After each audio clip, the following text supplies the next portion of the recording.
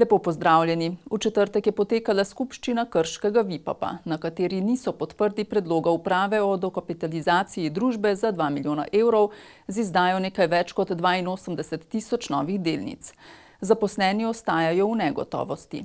Čeprav je po prvotni objavi zapisnika v četrtek še kazalo, da so na skupščini podprli predlog o dokapitalizaciji družbe, je ljubljanski notar Miro Košak v petek objavil popravek oziroma vanj dopisal uradni zaznamek, da je v četrtkovem zapisniku nastala pisna napaka in da sklep ni sprejet. V petkovem večeru so iz družbe Vipap Videm Krško poslali izjavo uprave družbe. Kot pravijo, lastnik predlogov uprave na četrtkovi skupščini ni podprl, pa tudi, da uprava že nekaj časa intenzivno išče novega dolgoročnega lastnika. Finančna stabilizacija družbe Vipap je pogoj, da bodo v papirnici zaključili prestrukturiranje iz proizvodnje časopisnega papirja in se preusmerili na ovojno-embalažni segment. Deležnike pozivajo k strpnosti, občino Krško pa tudi da, navajam, dejavno podpira družbo pri ohranitvi njenega premoženja in ohranitvi delovnih mest. Kakšna prihodnost čaka enega največjih zaposlovalcev v Posavju in zaposlene zaenkrat še ni znano. Ukrep čakanja na delo je po besedah enega izmed zaposlenih podaljšan do 30. septembra. V Brežicah so pripravili posvet o vprašanjih vezanih na romsko populacijo v občini, predvsem na območju krajevnih skupnosti Velika Dolina in Jesenice na Dolenjskem. Krajani Velike Doline in Jesenic na Dolenjskem so v zadnjih nekaj mesecih izpostavili pogoste kršitve javnega reda in miru, pa tudi povečanje števila kaznivih dejanj. To se je leta 2020, ko se je na Veliko Dolino naselile dve romske družine, na številki po nekaj 2 in po nekaj 4, in se je dejansko normalno življenje, kjerega so bili vaščani vajeni, začelo spreminjati. Dejansko po enem letu, ko so te družine bile naseljene na Veliki Dolini, tudi sami krajani so poskušali nekako doseči nek konsens in neko normalno soživljenje z temi novimi priseljenci, ampak kljub mnogim poizkusom ta zadeva nekako ni stekla.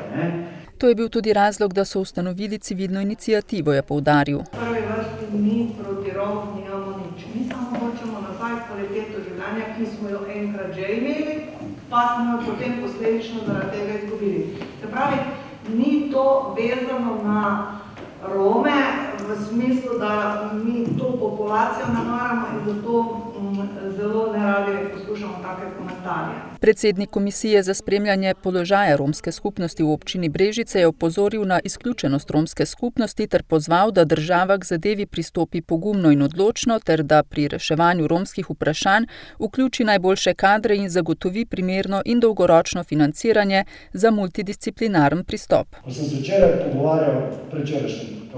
pogovarjal z eno od akterk, ki dela v tem kadrovsko in finančno podhranjenem sektorju, je dejala, da se počuti, kot bi bila postavljena v naselje z nalogo, da pogasi požar, pa lahko zgolj piha.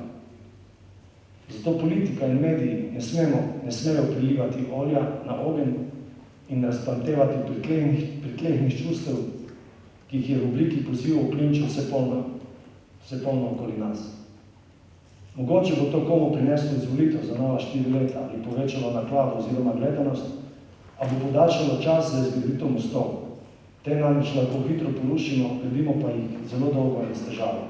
Vlada bo predvidoma do konca meseca septembra obravnavala poročilo vladne komisije za romsko problematiko, v katerem je po besedah ministra za notranje zadeve cela vrsta zakonskih predlogov. Od tega, da je potrebno razmisliti, ali je upravičeno, da nekdo, ki hodi, ne želi ali pa ne hodi, zaključuje osnovne šole, še zmeraj prejema socialne prejemke, do tega, da je to nek budžet ali pa da je to neka vsota, ki bi morala biti po moji oceni porabljena tudi za vse tiste neplačane prispevke, ki jih Romi imajo, od vodarine, kanalščine, kazni, prekrškov in tako naprej. Sodelujoči so se strinjali, da ima morda najpomembnejšo vlogo izobraževanje, zato bo treba še veliko postoriti na področju šolstva in predšolske vzgoje. Mi imamo srečo, ker je naša občina nam v bistvu že 3 leta nazaj zagotovila romsko pomočnico in jo tudi občina plačala kot eno obliko nadstandarda.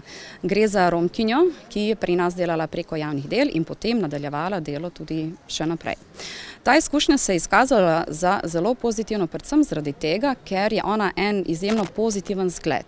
ki vodi vse prebivalce naselja in v bistvu nam je pomagala zgraditi neko zaupanje s prebivalci naselja. Ona je tudi prva, ki je svoje vnuke vpisala v vrtec. Gostitelj Ivan Molan je prepričan, da bi bil ob več takšnih posvetih tudi večji pritisk na vlado, na tiste, ki spreminjajo zakone. Jaz verjamem, da so možnosti, da se določene stvari spremenijo, ne samo zaradi Brežice, zaradi teh dveh družin, ki jih civilna iniciativa vzpostavlja, ampak ta problem je bistveno širši, predvsem tudi Novo mesto, Krško. 20-30 let govorimo o romski problematiki, vsa poročila kaže, kako je to vse v redu, v resnici pa vidimo na terenu čezogle slabše, vse manj ljudi dela, vse več se delijo socialni transferi, po drugi strani je pa vse več nestrpnosti oziroma vse več od malih kraj do kršenja reda in mira. Če se to ne bo spremenilo na zakonski ravni, bo prišlo do vaških straž in sporov med prebivalci, kar bo bistveno težje urediti, je prepričan brežiški župan. Po sprejetju odloka o pogojih PCT se je minuli teden po vsej državi bistveno povečalo zanimanje za cepljenje. Opazen porast zanimanja prav tako opažajo v zdravstvenem domu Krško, kjer so proti COVID-19 cepili 3-krat več ljudi kot v predhodnem tednu. V zdravstvenem domu Krško so v minulem tednu zabeležili opazen porast zanimanja za cepljenje. V preteklem tednu smo od 13. do 19.9. cepili cirka 1197 oseb. Cepili smo tudi pospešeno v soboto in nedeljo, cepili smo cirka 205 oseb, včeraj v ponedeljek 20.9. je bilo cepljenih 130 oseb. V preteklem tednu so cepili kar 3-krat več ljudi kot v predhodnem tednu. Nekje v 68% se pač odločajo ljudje, da se cepijo s cepivom Pfizer, v ostalih 32% se odločajo za Janssen. Opazili smo tudi nekje 4% oseb, ki se cepijo s 3. poživitvenim odmerkom cepiva Pfizer. Na zalogi je še dovolj cepiv, nekaj je tudi še Janssena, pri katerem za pogoj PCT zadostuje že en odmerek. V večji meri pač naročamo cepivo Pfizer, ki gre v tem trenutku tudi najbolj nekako v samo uporabo. Pričakujemo pa nekje konec tedna, da bomo strani NIJZ prijeli tudi še nekaj cepiva Janssen.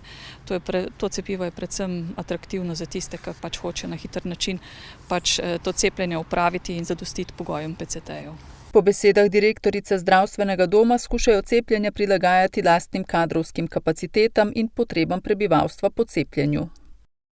Nadaljujemo na gradu Reichenburg. Tam je Posavska gospodarska zbornica v ponedeljek podelila priznanja za najboljše inovacije v regiji za leto 2021. 7-članska komisija je letos prejela 11 prijav na razpis. Sodelovalo je 34 inovatorjev in 3 multidisciplinarne ekipe.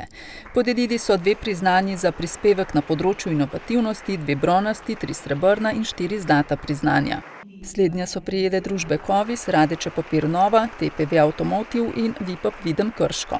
Mi v bistvu proizvajamo ohišje baterije električnega vozila. To gre za razmeroma velik element, montažni sklop, ki nosi v bistvu baterije in obenem nudi in varnost za potnike, ker ojača karoserijo na eni strani, ščiti baterije, po drugi strani pa mora biti tudi tesen, da ne pridejo zunanji vplivi do baterij, se pravi do teh samih baterijskih paketov. In tle se na tem projektu se je pojavil en izziv, da je bilo to tesnjenje, tako kot je bilo v osnovi zamišljeno, nerobustno. Priznanje samo govori, da smo v podjetju razvili nov papir, ovojno rjavi embalažni papir, s katerim dejansko delamo odmik od časopisa na področje embalaže, kar daje podjetju možnost za nove izzive. Inovativnost je tista, na katero v obeh podjetjih dajejo velik poudarek. Podjetje v bistvu ima projektno organiziranost področja razvoja, tako da v bistvu se prepletajo to področje, se pravi kontrole kakovosti, proizvodnje, raziskave in razvoj in seveda brez financ in pa podpore nabavnih služb tudi ne gre. Smo v avtomobilski industriji, kjer se zadeve zelo hitro spreminjajo. Vsi razvojni cikli, tako pri kupcih, kot tudi posledično pri nas, so v bistvu relativno kratki. Doskrat, tako kot v tem primeru, so neke rešitve, ki je treba iti naprej še nedodelane in takrat je treba potem z nekimi inovacijami dograditi ali pa razdelati, da se zadeva dosti robustno postavi, tako mogoče proizvodno, tehnološko, kot za sam dizajn. Inovacije postajajo tudi v Posavju realnost, kot je tudi moto letošnjega nacionalnega, inovativnost, nova realnost. In to inovativnost, novo realnost v Posavju vidimo še na drug način. Če so bile včasih inovacije nekaj za dodatek ali pa nekaj, kar je fino imeti, so sedaj inovacije postale nujnost. Brez inovacij ni obstanka na tržišču in marsikdaj inovacije prinašajo tisti realen kruh, vsakdanji kruh na mizo. Kot je dodal direktor Posavske gospodarske zbornice, so letos prejeli manj prijav kot v preteklih letih. Mi imamo kup inovativnih podjetij, ki pa te inovacije nekako čuvajo kot poslovno skrivnost in imamo vse sort izkušenj. Veliko podjetij je, ki so inovativna, pa jim te inovacije pravzaprav nekako,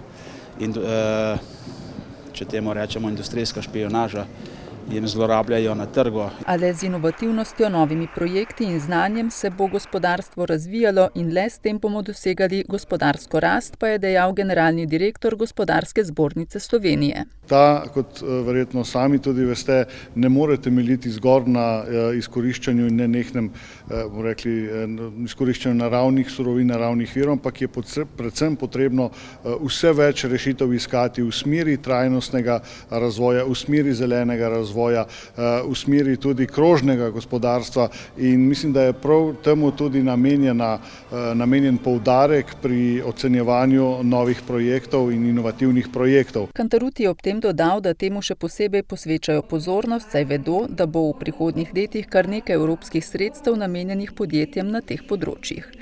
Na nacionalni nivo ocenjevanja so se uvrstile 3 najvišje ocenjene zlate inovacije. Gre za inovacije podjetij Vipap, Kovis in TPV Automotive. Nacionalna priznanja pa bodo podelili na Dnevu inovativnosti, ki bo potekal 12. oktobra na Gospodarskem razstavišču v Ljubljani. Nuklearna elektrarna Krško je v avgustu proizvedla 529 tisoč megavatnih ur bruto električne energije na izhodu generatorja oziroma je oddala v elektroenergetsko omrežje nekaj manj kot 502 tisoč megavatnih ur električne energije. V tem mesecu je bila proizvodnja za 1,35% večja od načrtovane, ki je bila 495 tisoč megavatnih ur. Reka Sava se je zaradi delovanja nuklearne elektrarne Krško v avgustu segrevala povprečno za 2,8 in največ za 3 od dovoljenih 3 stopinj Celzija. V tem mesecu so uskladiščili 7,6 kubičnega metra nizko in srednje radioaktivnih odpadkov. Ta teden mineva v znamenju mobilnosti, v sklopu katerega potekajo številne dejavnosti. V občini Krško se projektu Evropski teden mobilnosti, ki poteka že 20 leto zapored, pridružujejo 16-tič. Po besedah župana Mirana Stanka si prizadevajo spodbujati trajnostno mobilnost, kot sta kolesarjenje in hoja, ki nekoliko razbremenjujeta okolje. Zato so že pred leti pristopili k izgradnji daljinskih kolesarskih povezav, se pravi teh, ki so sicer v domeni države, kot občina pa delajo več lokalnih povezav. Eden večjih projektov na področju trajnostne mobilnosti je gotovo kolesarska povezava Krško-Kostanjevica na Krki. Gre za približno 16 km kolesarske steze, ki ni vse namenska, ampak je ponekje tudi več namenska oziroma je v sožitju s cesto. Gre pa za investicijo, ki je vredna okrog 6,7 milijona evrov. Skupaj jo investiramo, se pravi, tako občina Krško kot Kostanjevica. Priprave na ta projekt so potekale že dalj časa, saj je bilo treba izvesti vse odkupe in pridobiti služnosti. Seveda pa je bila ena izmed nalog tudi pridobivanje dodatnih financerjev. In v tem primeru gre za financiranje strani Evropske unije, približno 4,4 milijona evrov, se pravi 6,7 investicija, 4,4 evropskega denarja. To bo seveda zelo dobrodošlo, bilo pa je odobreno pred kratkim. Projekt nove kolesarske povezave naj bi se začel že letos in se zaključil spomladi 2023. Pri izgradnji kolesarske infrastrukture se občina Krško ne povezuje le s Kostanjeviško, ampak tudi s Kozjansko občino. Gre za daljinsko kolesarsko povezavo, ki jo gradi Direkcija Republike Slovenije za infrastrukturo. Omeniti velja tudi gradnjo in obnovo ceste Brestanici proti Ribnikom. Tam naj bi se, oziroma je planirano, da se zraven zgradi tudi del kolesarske povezave. Krški župan ob tem dodaja, da je poleg tega v načrtu še nekaj manjših ureditev oziroma izboljšav. Na zbirnem centru v Spodnjem Starem gradu so postavili nov kotiček za vse, ki bi želeli oddati svoje še delujoče aparate v ponovno uporabo. Kotiček je označen z rumeno tablo in tako nezgrešljiv. Vanj lahko oddate še delujoče aparate za ponovno uporabo, od velikih, kot so pralni in pomivalni stroji, pečice, štedilniki, hladilniki, zamrzovalniki, do orodja za dom in vrt, malih gospodinjskih aparatov, audio, video in foto opreme, monitorjev, televizorjev z ravnim zaslonom, računalnikov, mobilnih telefonov, igrač in ostalih primernih aparatov na elektriko ali baterije. Parada učenja je ena od skupnih akcij tedna vseživljenjskega učenja. Pripravili so jo tudi v Krškem, zvrstile so se izobraževalne in ustvarjalne delavnice ter glasbeni in plesni nastopi. Na trgu Matije Gubca so skozi delavnice na stojnicah predstavili pestrost vseživljenjskega učenja v Posavju. Stanovalci Krškega doma starejših občanov so se predstavili z različnimi aktivnostmi, od poslikave kamnov do izdelave gobelinov. Pišemo malo na tele kamenčke, toliko da zapravimo svoj čas, ko ga imamo preveč upokojenci v domu starejših. Pa, če rata, kaj rata, če pa ne pa, imamo pa zabavo med seboj. To sem zdaj začela, da imamo malo kratkega časa. Drugač pa ne moreš vse. Štrikati ne moramo vsi, tega je preveliko pol. Ustvarjalni pa niso bili le starostniki. Delamo te škatlici pa piramide. Tako, naša škatlica je narejena. Noter lahko spravite kakšne bonbone in presenečenje za družinske člane. Mi smo prišli iz osnovne šole dr. Mihajla Rostoharja, Krškem, in pripravljamo vaflje. Ene navadne, ene ajdove, pa vabimo vse, da jih pridejo poskusiti. Žana nam je zaupala recept. Za vaflje sestavine so mleko, jajca, radenska, pecilni prašek, cuker, in to vse damo v posodo, zmešamo in potem damo na pekač, počakamo, da se pekač segreje, damo gor in potem postrežemo ljudem. Ja, mi to veliko počnemo v šoli, pri gospodinjskem pouku, pri tehničnem pouku veliko praktično delamo, pri naravoslovju se veliko učimo, otroci vse sami delajo. Na paradi učenja se je predstavila tudi Fakulteta za energetiko. To so rezultati njihovih poletnih taborov za srednješolce, ki jih pripravljajo vsako leto ob koncu poletnih počitnic. In vsako leto pač dijaki izdelajo nek svoj izdelek, ki ga potem na takle način promoviramo širši okolici. Lahko bi dejali, da je bilo spodbujanje kreativnih načinov učenja rdeča nit tokratne parade učenja v Krškem. Med drugim so predstavili zanimiv način pridobitve električne energije s pomočjo indukcijske plošče in lončka vrele vode. Ampak v roki krati pogled imam eno zankico, eno žarnico in sem v bistvu naredil, da sem žarnico priklopil na 3 navoje, take 4 debelejše žice. In zdaj pogled, bom dal tole zankico tukaj okrog, v zraku celo in gled leon taj.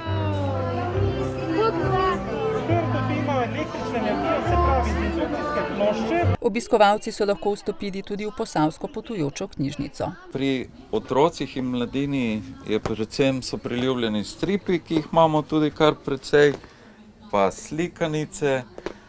Zdaj se pa je kar dobrodošla ta ponatis 5 prijateljev zbirke, ki ga do sedaj nismo imeli. Starejši bralci pa radi posegajo po lahkotnejših romanih. Parada učenja je osrednja prireditev tedna vseživljenjskega učenja, ki so ga v letošnjem letu organizirali že 26. leto zapored in ga prirejajo po vsej Sloveniji. Za konec pogledajmo še najbolj brane novice minulega tedna na našem spletnem portalu eposavje.com.